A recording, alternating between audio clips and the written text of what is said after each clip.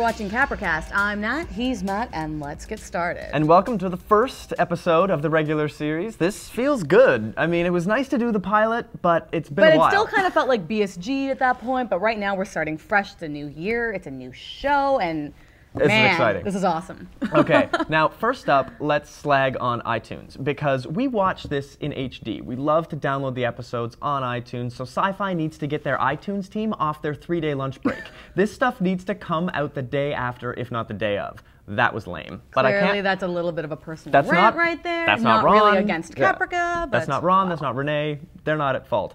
But the first thing that we need to talk about in this one is the intro and the music. Exactly, that opening sequence. You know what, visually, I thought it was pretty cool. The transitions between the statue and the person and the different, you know, Zoe, Cylon, that's cool. It's good TV, CG, green screen stuff, but Bear McCreary phoned it in. That song, come on. Agreed, the music was lame. I mean, I don't know what it is about shows these days, but good shows have really great intro music. I mean, Lost fills me with anxiety every time it starts. In like 10 seconds. Exactly. BSG just got the adrenaline going with the war drums, and then with this one, it's just... If for a moment you think Caprica has good opening music, just listen to Battlestar again. It begins so haunting, and then it gets the adrenaline pumping, and Caprica just sort of... With the flashbacks, and by the time you're ready to watch the show, you're just like, oh my god. Yeah. This one hasn't done that yet, but maybe it's more a matter of getting invested in the characters and the story more, and maybe... To be fair, we did see the opening sequence of Battlestar change over the years a little bit. Sometimes in certain regions they were cutting out the drum bit, which would have made that kind of a boring intro. So it's hard to say, maybe it'll get better. Now the two families of Caprica didn't see much of each other in this particular episode, so let's start this off talking about the Graystones.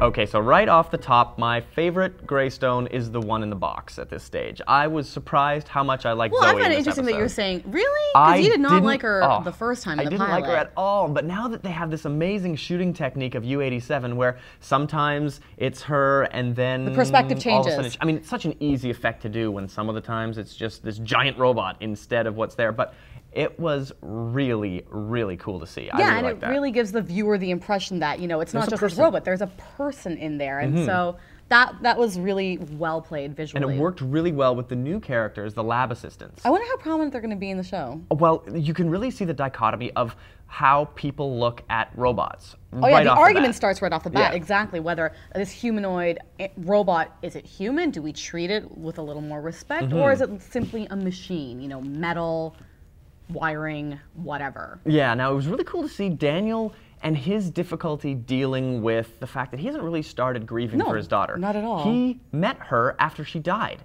again. So he's in a very strange place right now, and you see him and Amanda, how they're interacting over that. Because Amanda's clearly in full grieving mode. I mean, she is dealing with it as best she can. She's watching old videos, home movies. And she wants to go to the memorial, things like that. But you know what? She's kind of freaking out as well because she's finding out all this stuff about her daughter that she never thought, well, she never knew. I mean, Ben, she didn't even know her daughter had a boyfriend, you know? Yeah, and this clearly takes her in a very odd direction by the end of the episode. But I just need to say something about the So Say We All anthem. Oh my gosh. Okay. Now, we all know that Edward James Olmos made that up. He just on the spot came up with that in Battlestar. So the fact that they're now building this backstory to it, I just think is so cool. The idea that it's either the Caprican or maybe even the colonial theme. Anthem? It's okay, no, I'm brilliant. not disagreeing that it's not cool to think that Edward James Olmos took that from the anthem to kind of like pump up the military. Yeah. I just thought it was so cheesy hearing the anthem itself, though. They're all standing there in the Buccaneer Stadium, which, by the way, looked like the Quidditch Stadium from Harry Potter.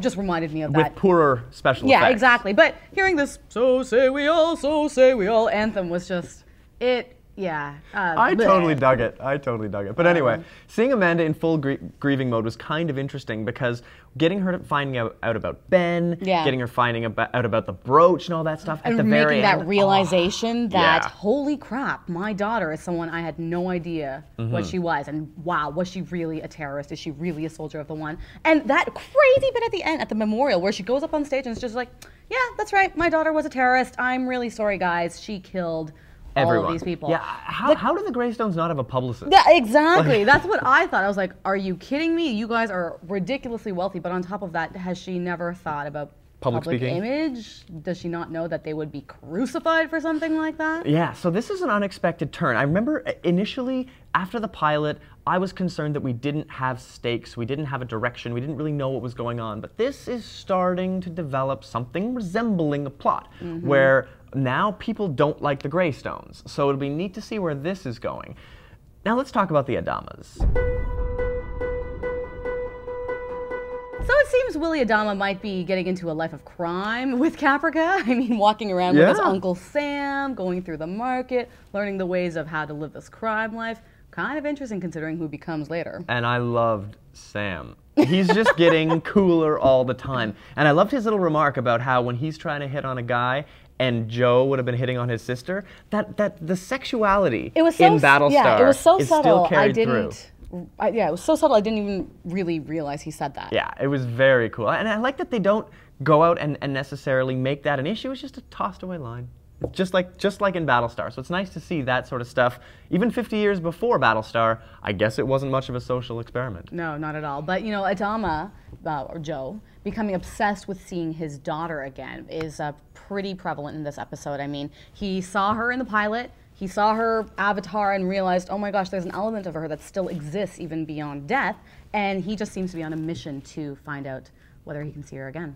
And it's weird considering how quickly he rejected her character.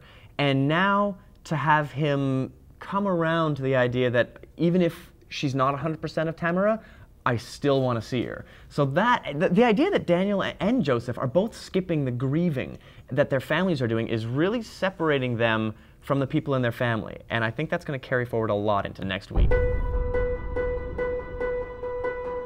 Sci-Fi is starting to show some clips, which is very different from what we saw in Battlestar. And there are two really cool clips you can check out online. If you haven't checked them out yet, or you're not planning on checking them out, this is spoiler stuff coming up, so you can duck out now. Okay.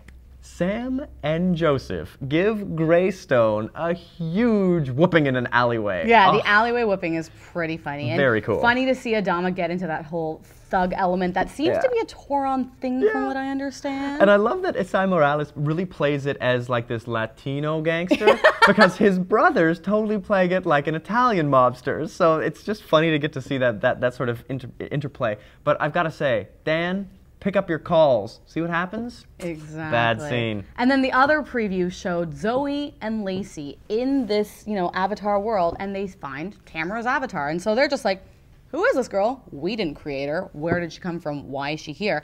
I'd be interested to find out how all that plays out. And the question is, when they walk out of the door... Where do they go? Exactly. Does the U-87 get a split personality? Because I could really see this going in a certain direction where all of a sudden Zoe and Tamara are both in this little beastie U-87, and so the need to create another one. As Daniel was saying, our contract is for 100,000 Cylons. We've only got one. So if Tamara splits off, we'll start to see more Cylons getting more personality. Is each Cylon going to be a different person, or is there some way to multiply their avatars? That'll be the interesting thing to see. Right? Absolutely. Because, go on. I mean, in Battlestar, we had characters who, when you start a Cylon, he or she seems to just default as a certain personality and then goes off from there. So is this where we're going to see that begin, where there's maybe 7 different characters that inhabit the first Cylons, and then we just start to see copies of those, where we see many Tamaras begin to diverge into different Tamaras. Possibly. That would be cool to see. Yeah, definitely. And the other part that they didn't show in the previews, but I'd be curious to find out more about as well, is Lacey and then her role with the Soldiers of the One. We have... and the group marriage. Exactly, Sister Clarence and the group marriage, which I found fascinating. Again, just on that cultural level, I love finding out more about the Capricans and the Colonials overall. So, I don't know. I know that you're not really enjoying that storyline too much. You know what? I can't wait for all those Soldiers of the One to just get into some robot bodies so we can see some stuff go down. I agree. Like, I know that their role is important based on how it all turns out in the end. But for now, a little slow to develop, but got to give it a chance, right? We've got 10 more episodes. Let's see how it goes. See you guys next week.